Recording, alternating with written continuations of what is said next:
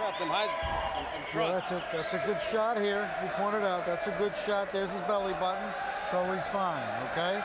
He's below the belly button, so we're all set on trunk. We're good. Gentlemen, I gave you your instructions at the weigh-in and in your dressing rooms. Please obey my commands, respect the bell, and above all, protect yourself at all times. God bless you both. Thanks, Mike. Andy Lee is Irish, McEwan Scottish. Lee is an Emmanuel Stewart protege. McEwan is trained by Freddie Roach. They have something bordering on a friendship. They'll have a pint together after this is all over. But right now, both have a lot to prove. Yeah, and lest the mention of the two great trainers quickens your senses, neither is here. Emmanuel Stewart happens to be with another of his fighters, Miguel Cotto, tonight in Las Vegas. Freddie Roach is in Manila with Manny Pacquiao preparing for the upcoming fight in May. And consequently, both Lee and McEwan are fighting without the trainers they chose because there's an interesting culture clash here. When Andy Lee left behind his decorated amateur career in Ireland, he came to Detroit on his own and basically walked into the Kronk Gymnasium because he wanted to fight for legendary trainer Emmanuel Stewart. Craig McEwan did exactly the same thing with Freddie Roach's Wild Card Gym in LA. The two premier hired gun trainers of this era chosen by these two guys. Roy Jones sitting with us at ringside, and Roy, Lee is regarded as the bigger puncher. McEwan is a guy who's tall and has a long jab. What do you see so far? Hard right hook by Lee. Yeah, Lee has hurt McEwan twice already with the same right hook. And I think that right hook is what's going to probably end the night for McEwan because he keeps coming in. He's kind of high, and Lee knows this. So Lee is throwing a counter or a check right hook, and it's hurt McEwan twice in his first round already. And it's that right hook which made Emmanuel Stewart so excited about Andy Lee during the period a few years ago when Lee was a fast-rising prospect and seemed headed for a title shot. But then exactly 3 years ago, in March of 2008, he came a cropper when he made terrible strategic errors against American brawler Brian Vera and ultimately got worn down and beaten in a fight where he punched himself out. Yeah, he punched himself out. I think he learned a good lesson there because he tried to take a guy out and went out and threw too many big punches and ran out of gas. But that's a lesson that most young fighters who can punch have to eventually learn anyway. And I'm glad he has it behind him now. McEwan's nose already bloody. McEwan not noted for punching power, but seems to realize that he'll need to fight aggressively to stay in it with Andy Lee tonight. Lee with that really good front hand. There's a hard left hand from McEwan. Work out of there. Let him out, Ann. Let him out. If there's a deficiency for Andy Lee, which may ultimately rob him of contender and championship status, it's the absence of defense. And some say, Roy, just too straight up. Yeah, he's much too straight up for a normal fighter, but when he's fighting a guy who's left-handed just as he is, it won't hurt him quite as bad because he knows where all the punches are coming from. If he were fighting a a right-handed fighter, this would be a definite no. Incidentally, every fighter you're looking at on this card, all four tonight, are southpaws. So it's not only an all-middleweight show, it's an all-southpaw middleweight show. Don't punch, step out, step out. Not a bad beginning to this Bell's fight. Bell's coming, guys, bell's coming.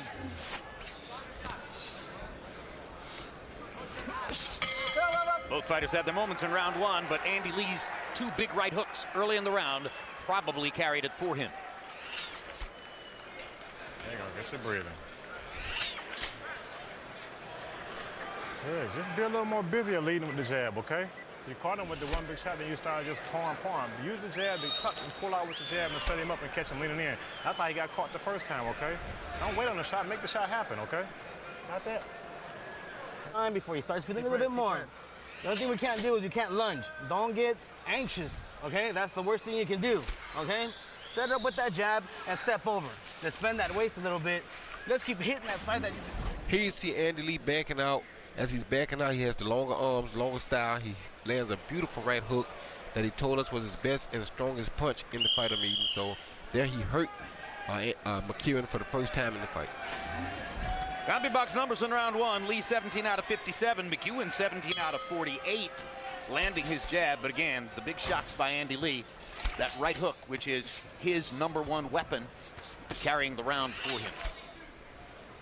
And incidentally, when you talk about how strong Andy Lee's front hand is, the corresponding element is that his power hand, his left, just doesn't live up to it. It doesn't so far. I haven't seen him land a good one yet, but we'll know shortly because if McEwan keeps coming down the pipe like this, then he'll land that left hand soon. See Andy Lee in that classic Kronk catch and counter style with the left hand open, palm facing his opponent, to literally catch punches as they come in and then counter with his own shots like that. The history and traditions of the Kronk gym leave the impression for most boxing fans that it's an all-black gym. And there was a time when that was the case. But now it's far from the case. Lee is more or less the king of the gym, according to Emanuel Stewart. He trains with Romanians, Serbs. Obviously, there are still African-American fighters in Detroit, but Hispanic fighters are there too. They come from all over, which is the case in most boxing gyms these days. Yeah, this is something that me, Thomas Hearn, Hillman McKenty, we never thought we'd see a day when a Scottish fighter would be wearing the Kronk trunks. An Irish fighter. An Irish fighter wearing the Kronk trunks. I mean, I just never saw this. I mean, this is so, I mean, it's throwing me right now even. Well, one of the stories that Emanuel used to tell in building Andy Lee up was that when first Emanuel took over Jermaine Taylor, who was at that moment the middleweight champion of the world, Taylor walked into the gym and had trouble the first few days with Andy Lee. And apparently was taken aside by local Detroit fighters who said, Jermaine, don't worry about it. It's his gym. And Craig McEwan just hurt Andy Lee with an overhand left or a straight left. Really got his attention. Really got his attention. And Craig is beginning to time his counters in such a way as to land almost simultaneously with Lee. What he's doing is because Lee is straight up, he's constantly pushing the pressure, and he knows that eventually he's going to catch Lee because Lee is backing directly straight down the line, down the pipe backwards when he comes at him. On the other hand, Lee may not have a ton of respect for McEwan's power. He fought him in the amateurs and overpowered him for a win then. Don't punch, step out. That was at a time when McEwan was coming up in weight as a naturally smaller fighter. Here you see McEwan is just as tall as Andy Lee and looks just as big.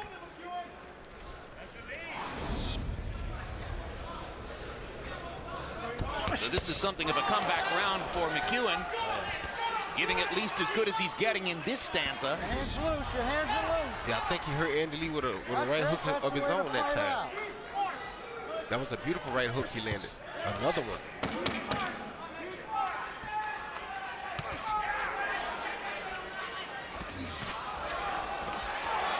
Catching Lee flush with a right hand was McEwan, firing away as the bell sounds. That was the kind of round that could build confidence for Craig McEwan. 2 good action rounds so far, better than expected. You're doing good. Take some deep breaths, just like that. Here, wash it off. Wash it off. Good. Boxing After Dark returns on the 26th with featherweight title holder Yuri Orcas Gamboa facing Jorge Solis. Also that night, a matchup of undefeated up-and-comers when Matt Rumyard takes on Mikey Garcia. March 30, just days before the Final Four, Real Sports premieres with a special episode on the NCAA. Among the questions, do college athletes deserve to be paid? And how would that impact the current system? Okay, give us some water. Okay, here's another thing. As soon as you get on the inside, it don't matter whether you hit the side of his head. Right here you see because he's backing straight up after he punches. You see McEwan come in and land that counter right hook right off of his left hand. And then at the end of the round, he keeps the pressure up. And boom, there's a straight left hand he's landed because Andy Lee is backing straight back every time McEwan attacks him. Power shots in round 2. Lee 11 of 31. McEwan 25 of 50. And Harold Letterman scores the second round for McEwan. We're even on the Letterman scorecard. As a legendary gym fighter, Andy Lee is, according to Emanuel Stewart, out of the Kronks. Why does it sometimes not translate to the actual prize fight? Because number one, the gloves are much smaller. So things in the gym that hit you with a headgear on, it may not hurt or may not affect you. But when you come out here in a professional prize fight and you get touched with those 10-ounce gloves, things feel a little different. So some guys can't perform with the lights on or with the pressure of those small gloves on, knowing that everybody's watching. They don't take the gambles and the chances that they take in the gym. They trade shots again, and McEwan lands a thunderous right hook. At least thunderous for him. Again, not noted for punching power, but punching with some authority against Lee. Well, he's not blocking many punches himself either, but he is landing the better shots because his momentum and his weight is coming forward, and Andy Lee is backing straight up. talked about how the second round could have given McEwan confidence. Another element which could have bred confidence for the Scotsman, the 4 weeks he spent in Sergei Zinzirik's training camp, helping Zinzirik prepare for the assignment against Sergio Martinez tonight. That's a perfect guy to prepare for Andy Lee is Zinzirik, who does a lot of what Andy Lee does, but technically better. Tell you what, McEwan landed a right hook just now, and he came back off of it with a right hook and an overhand left. Had he come back off of it with a right hook and a straight left, he probably would have set Andy Lee down for a second. Do you see, we've talked about Andy Lee and the Kronk style, do you see a Freddie Roach imprint in terms of the style of McEwan, Roy? No, I don't yet, but he is throwing a lot of punches, and he's being aggressive, but that's the only thing I see. And he's probably, that may not even be Freddie Roach. That could be from watching Manny Pacquiao and what Manny Pacquiao's been doing over the last few years. Well, whether it's Freddie Roach or just McEwan himself, I saw him a couple of years ago. He's a far more assertive fighter now than he was the time I saw him 2 years ago in LA. Oh, Freddie definitely was going to make him better. That's without a doubt. I just don't know if I see any Freddie Roach qualities here that stand out. Freddie Roach fighters known for stepping around their opponents, using angles. He's not. He's coming right down the pipe, just like that. Don't punch. That's good. Great good. left hand.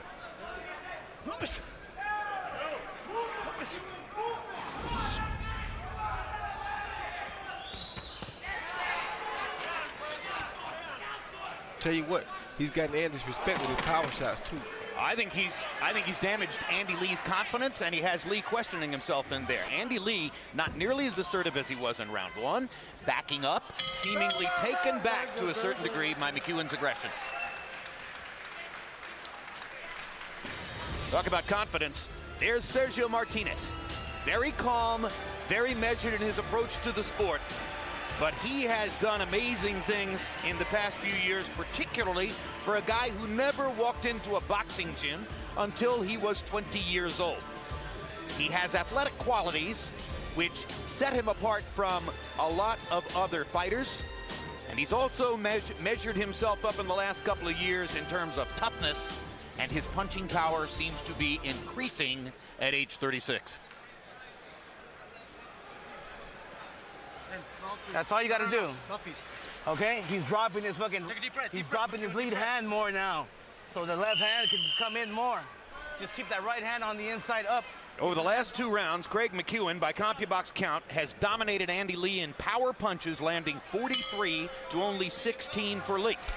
And part of that is simply that McEwan is going forward and being the aggressor, and Lee doesn't seem to fight well backing up.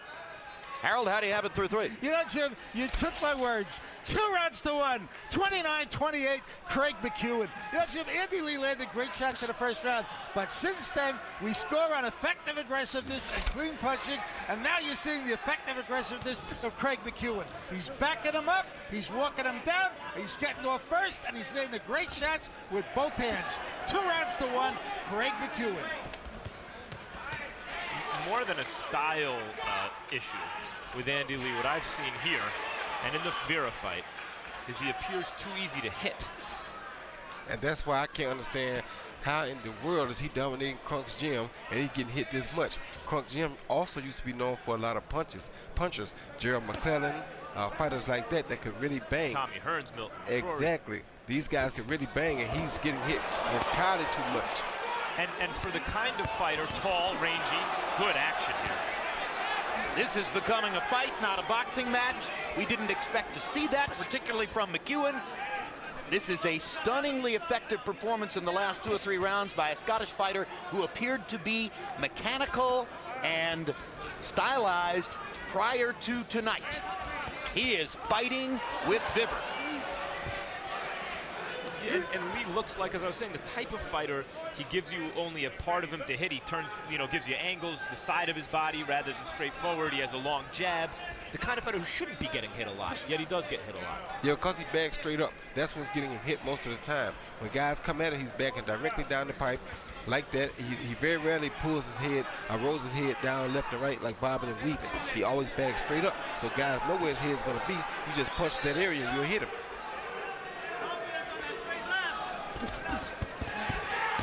More thunderous punches from McEwan, at least as thunderous as his can be.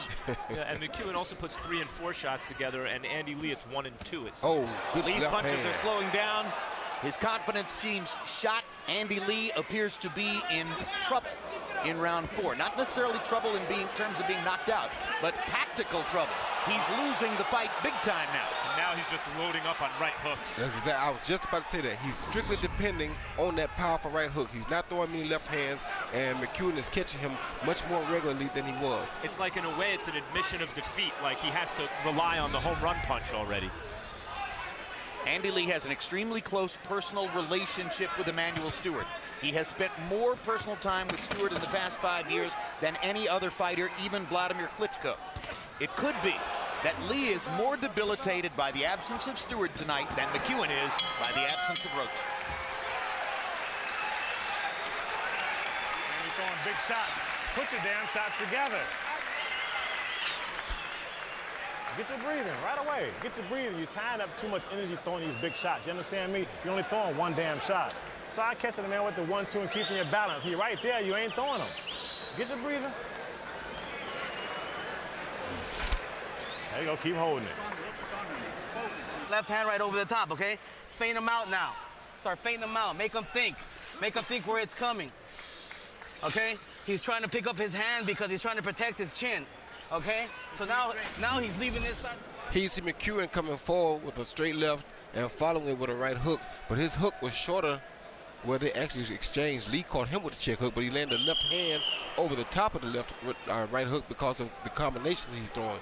Then you see him come back and follow with a right hook, a jab, and another straight left. He's throwing his punches in 3s and 4s while Andy's just throwing the one right hook. Our shots in round 4. Lee was 11 of 34. McEwan was 41 of 70. Extraordinary numbers. And overall in the fight, McEwan is now landing 51% of his power punches. We've noticed a couple of constants about CompuBox over the years, and one of them is this. If a guy lands more than half his power shots, very, very seldom is he going to lose the fight. I thought that was a great illustration in between rounds of the advantage McEwan has simply by throwing in combination, and the advantage it gives him over a guy looking to load up on one punch, because Lee landed the right hook but got the worst of the exchange because he was done and McEwan wasn't. That's exactly right. McEwan is putting his together. And when you fight a guy who's the same hand as you are, you can put more punches together safely because you know which side the counter shot is coming from. A good body shot by McEwan. Is it because of this constant body assault now by McEwan that Lee looks as tired as he does, Roy? No, he looked like this before this body assault. But Jim, you mentioned it, that Lee may be more debilitated by Steward's absence. You heard McEwan's corner say, now he's worried about upstairs. He's giving you his body, go to it. And McEwan is following directions perfectly. Absolutely right. Whereas Emanuel Steward's nephew, Javon Sugar Hill, is already showing frustration that he can't get Lee to do what he's telling him to do. Well, Lee's biggest problem is just that he's depending on one punch. There's the right hook again, quick, but it doesn't have the same pop it had in the first round. Talking about Lee. McEwan just walking Lee down over and over. Lands the left hand.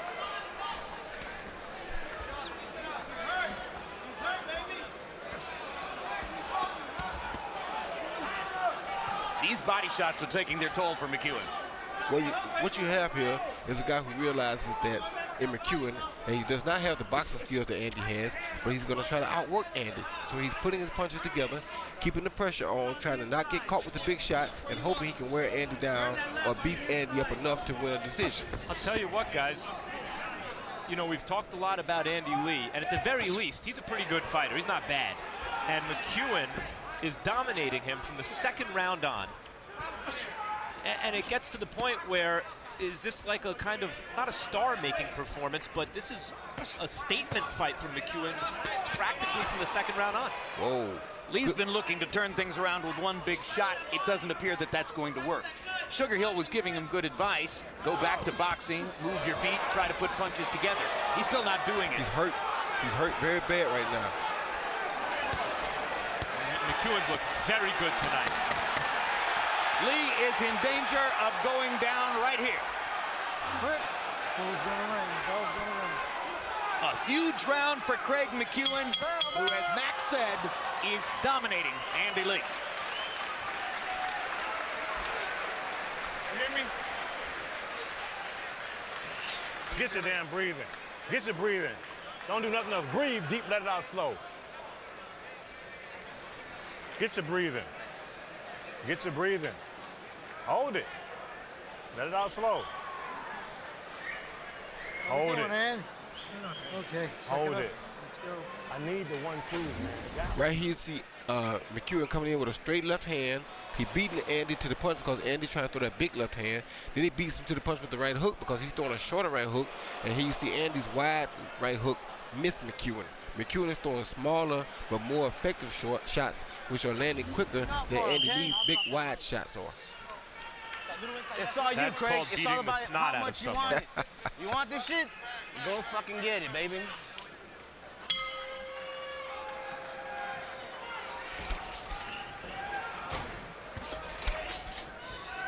Copy box numbers through 5 continue to show McEwan landing more than half his power shots. That in itself is enough to let you know that he is winning the fight and winning it pretty clearly. Guys, I've seen Andy Lee about a half dozen times in the past. He came in on a 9-fight winning streak against lesser opposition. This is dreadful. This is way, way below where I've seen him before. I wonder if something has happened to sap his drive and motivation. No, when you see a guy that you know from the amateurs, and usually, like in the case with me and most of the guys that I dealt with, we fought when we were 12, 13 years old. These guys fought at age 20. They were grown men when they fought. Although it was an amateur fight, they still were grown men. So Andy Lee knows, McEwan knows Andy Lee, and Andy Lee knows McEwan. But McEwan lost, so he's the one who has something to prove. And right now, he's out here trying to prove that. I think it's fair to say that McEwan has made more progress in the interim than Andy Lee. Well, because he was the loser. So it was more for him to gain, and he had more to prove, so he had to go try harder. You know, when Brian Vera beat Andy Lee, the early rounds belonged to Andy. In this fight, the first round was Andy's big. He hurt McEwan, but that's it. It's not like the tide started turning in the middle rounds. The tide turned immediately. You know, if some of what's happening to McEwan here is the 2 years, 3 years that he's spent now solidly with Freddie Roach, then there's great irony in that, because he went to Roach not because of some Scottish fighter, but rather because of an Irishman. Irish Steve Collins was the guy whose experience in the United States introduced McEwan to the idea of Freddie Roach. And that's what took him to the wild card, Jim. I mean, McEwan's countering Lee off the ropes at this point. He's doing just about whatever he wants to do. Yeah, but he seems pretty tired. His work ethic has also seemed to get to him a little bit too, because he's not throwing as rapid as he was. Just made a liar out of you right there, Roy. Generates a spurt. But yeah, he has his mouth open, McEwan, this round. He does look a little gassed. Exactly. Lee seemed to have a little bit better concept of what to do now. Only because McEwan's output has went down. Yep, it's going down in this round.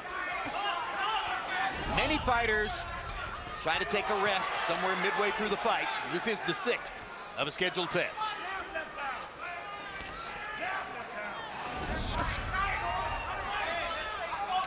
Lopsided numbers in total punches landed once again in this round. But now Lee gets in a combination for the first time in a while. And a good hard left cross by Andy Lee. Andy Lee is getting him with some good counter punches, but McEwan is cut now. Best round for Andy Lee since the first. I don't know that he won it. There's Sergey Tsintsirak, or Tsintsirak, I should say, who was a world championship silver medalist and an Olympian fighting for Ukraine, and wound up turning pro in 2005, and his career more or less, turned pro earlier than that, won a pro title in 2005. Then his career somewhat slowed down and almost stalled in the hands of the German promoter Universum. He sued, had a long legal battle to get out. He was brought here to the United States by co-promoters Artie Palulo and Gary Shaw, and they've done a great job to get him into this position. Can I get your breathing? Thank you. Thank you. Now we're talking. Get your breathing. Hey, just stay focused and fucking be smart. Be smart. Don't let this guy start stealing the last of the rounds. Okay, you got to be on him at every time. CompuBox averages per round through 6. Lee averages 15 out of 60. Don't punch. Step McEwan out, is averaging hands 34 up. landed out of 73 thrown. Again, the numbers alone tell you that McEwan is solidly winning the fight. Harold, how do you have it through 6? Okay, Jim, 59, 55, 5 rounds to 1, Craig McEwan. You know, Jim, I think the secret to this fight is Craig McEwan gets off first. And when he gets off first, Andy Lee doesn't punch. He backs up. Well, there we threw Good counter right hook by Lee, Yeah, but McEwan took it very well. Anyway, Craig McEwan, by getting off first, has really been backing up Andy Lee and doing a job on him with both hands, out-punching him solidly. 5-1, Craig McEwan. If Lee's going to have success in this fight, I think a key we just saw, he followed the right hook with a straight left hand down the middle that landed with some effect. He needs to find something other than the right hook. And McEwan has a cut outside his left eye. In the corner of the eye, not necessarily bothersome at this point. The blood will not flow into the eye.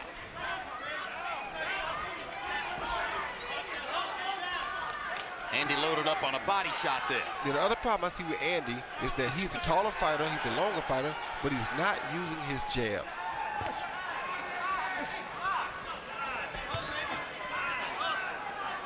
Do you think he might have dispensed with the jab early because he landed those big hooks in the first round and thought that he was going to knock McEwan out? Yeah, and he thought he hurt McEwan, and so he thought he had him, and he got away from his jab, but it's hurting him right now. McEwan remembered to box. That has given him an advantage. Lee has fought his way back into the fight over the last round and a half, I think. Not that he's necessarily winning the rounds, but he's back in the fight, you know. He's not getting walked over.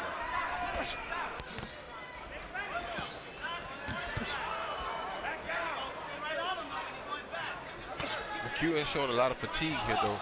Andy looks like he's handling fatigue a little better than McEwan is. At this moment, but there are only 3 rounds remaining after this one. And more it appears that if Lee were to win, and he was the heavy favorite, Good shot. it would require a knockout. Good shot. Smoger doing an excellent job as usual. Oh, and by the way, getting a knockout when Steve Smoger is the referee isn't always all that easy because he is famous for giving the wounded fighter the benefit of the doubt.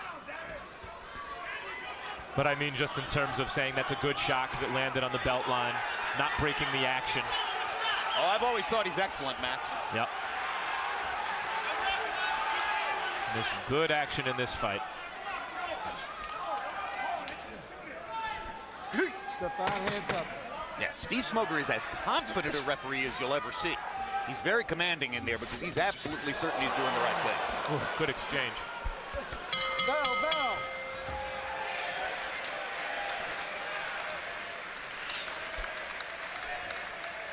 Gotta get these last rounds, all right? Gotta get these. Keep touching him down here. You're wearing him down. You get in there, step the fuck back out. Quit standing there, okay? Step back out and jump right back in with the 1-2 because he is not ready. I know you believe that, don't you? Huh? There's a look at where Craig McEwan's punches have landed on Andy Lee. And if you count up the number to the head, McEwan has landed 185 punches in the fight to Andy Lee's head. Lee has landed fewer than 100 punches on McEwan's head. So that's one edge for Craig McEwan right there. Now, ultimately, body punches over the long course of the fight might do more damage. McEwan's doing good work there, too. 60 body shots mixed in. I needed a ping, ping. Ping, bing, then go up. Use your eyes and look down. Let's go.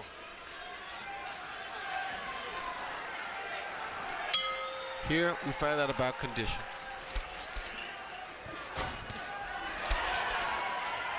Round 8 of a scheduled 10.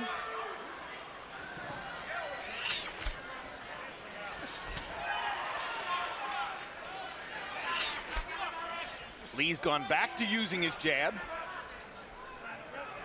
That could be an improvement in his technique here.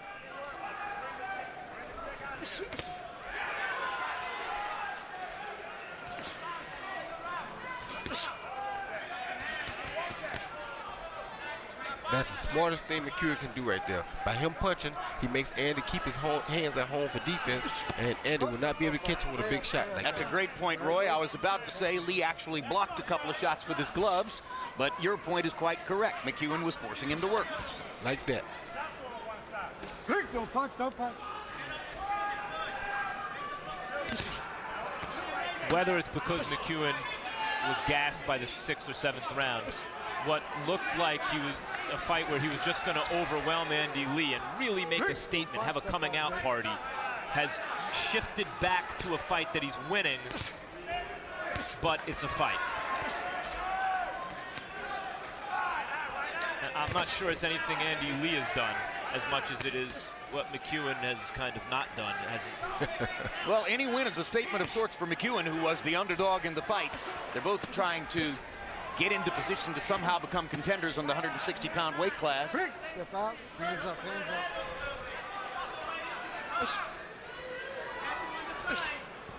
There's that jab I thought Andy should have been using all night long. Might have been a different fight if he hadn't dispensed with it. McEwan almost walked into a Lee right hook. Yeah, but besides the training component of Emanuel Stewart's value to a fighter, good 3-4 punch combination from Lee right up the middle. Bloodied McEwan's nose again. There's also Emanuel Stewart, the corner man, who instills confidence in his fighters better than just about anybody. And Lee landed a perfect left cross there. McEwan is taking those shots very well. And Lee has not fought a super confident fight tonight.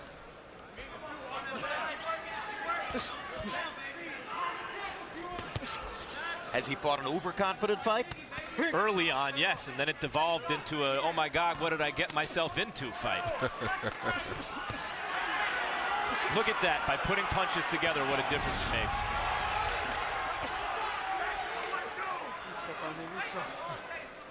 Very and good, suddenly guys. Lee's numbers start to look better. He made the point a couple rounds ago, Max, that he's back in the fight. Now he seems to truly believe he's back in the fight. Actually, maybe won a round. Bell. That, at this point, probably a moot point. Straight shots now, man. So what you can't do, you can't just afford just to cover up too much. You understand me? You can't afford to just cover up. You got to move that fucking waist a little bit to avoid them straight shots. And you got to fucking counter right back, dude. All right? If you can't counter right back with those straight shots, you fucking get back to that jab, pop, pop, okay? But don't give this guy too much now, okay? We're getting into the championship rounds. It's almost it. It's almost over, okay? Let that condition kick in, baby. Okay, you got it. You've been hurting them, but you got to keep the fucking pace up. You can't slow down now. Well, there's Sally McEwan, Craig McEwan's wife, and on her lap, one of McEwan's two sons. Probably that's 9-month-old Cameron as opposed to 2.5-year-old Callum. Looks more like the 9-month-old than the 2.5. No, maybe I'm wrong. Maybe that's Callum, not Cameron. Either one, McEwan has two sons. His manager, Billy Keane, an extremely dear friend of Freddie Roach's, is here more or less taking care of him in the absence of Roach. And the guys who've done a heck of a job in Craig McEwan's corner tonight are Jesse Arevalo as trainer and Richard Gonzalez as the second. Carrying through with Freddie Roach thousands of miles away in Manila. Don't punch, step, step.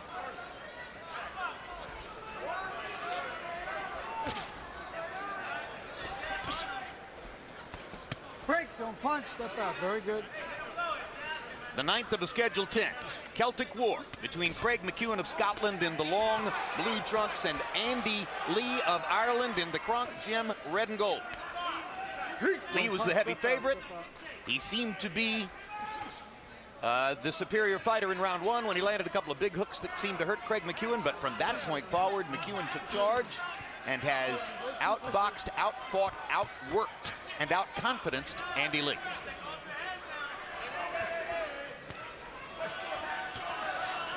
McEwan's showing a little fatigue now. He's not really throwing as many punches, and Andy Lee is throwing more punches, which are forcing McEwan to keep his hands home for defense more.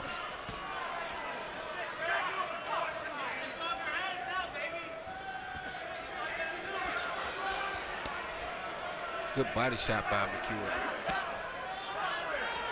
Well-placed body shots at this time could help to blunt Lee's rally. Two southpaws, but nothing cute about these guys. They're fighting. Hope we get this much action in the main event. I'm sure we will. Punch, step out. Highly unlikely. Both guys are harder to hit.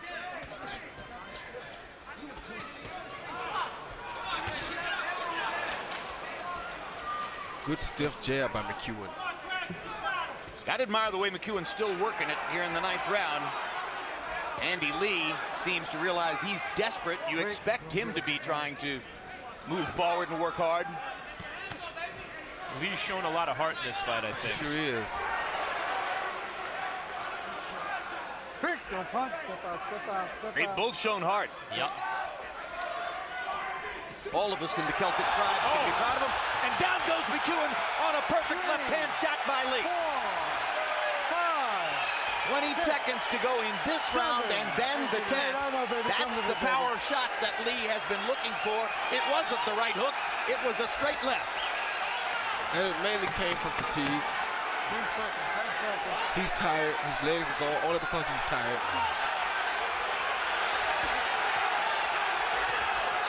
Lee looking to land one more big shot, but the bell sounds. He needed something dramatic to turn the fight around, and he came up with it. Let's go, baby. Let's go to... Hey, wake the fuck up. Wake the fuck up. Wake up. See what you get for clowning around. You dropping them fucking hands.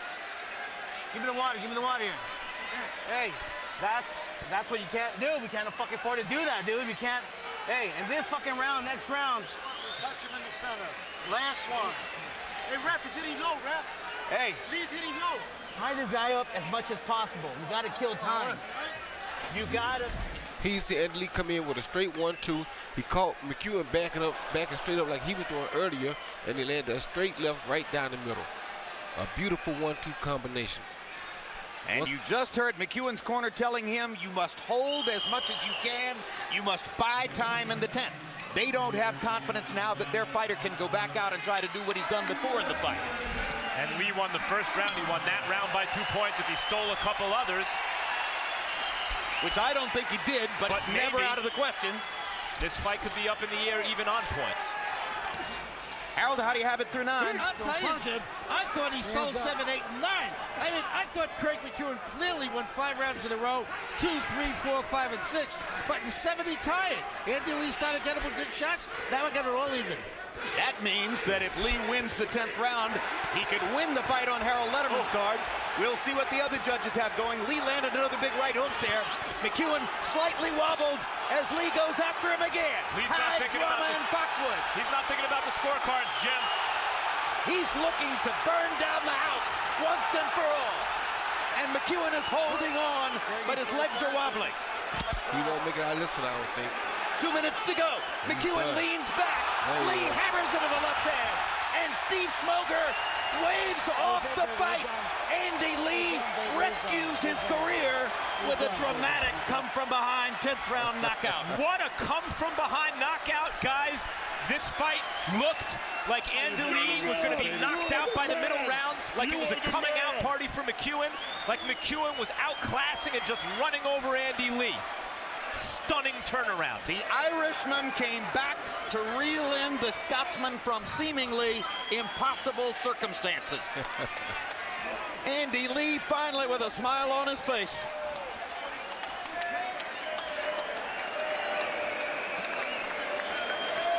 Well, imagine that.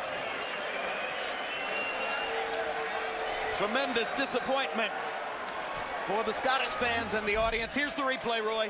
Yeah, you see, McEwan was dead tired. He was bouncing straight up and down. He's totally fatigued. Andy Lee saw that. So Andy Lee comes in and attacks. He fakes at him. He throws a straight overhand left, actually. Bam, right on the chin.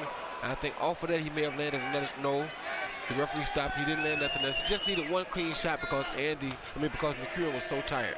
Then again, you see the overhand left. No way, nowhere for McEwan to go. He was standing straight up. He had no possible means of avoiding that punch. He was dead tired. As soon as McEwan started throwing that left hand, Lee started throwing the left hand, the fight turned around. Yep, once he mixed that into his arsenal. So an amazing comeback by Andy Lee, who frankly looked bad for much of the fight. I say he rescues his career because, frankly, if he had lost this one, I'm not sure we would ever have seen him at this level again. That's exactly what just happened, Jim. His career as a serious threat to the top of the division was over if he loses this fight the way he looked like he was going to lose it. He rescued his career. Let's go to Michael Buffer for the particulars on the knockout. Ladies and gentlemen, it's 5 days before St. Patrick's Day, and the winner at 56 seconds, round number 10, by knockout victory, the fighting pride of Ireland, Irish, Andy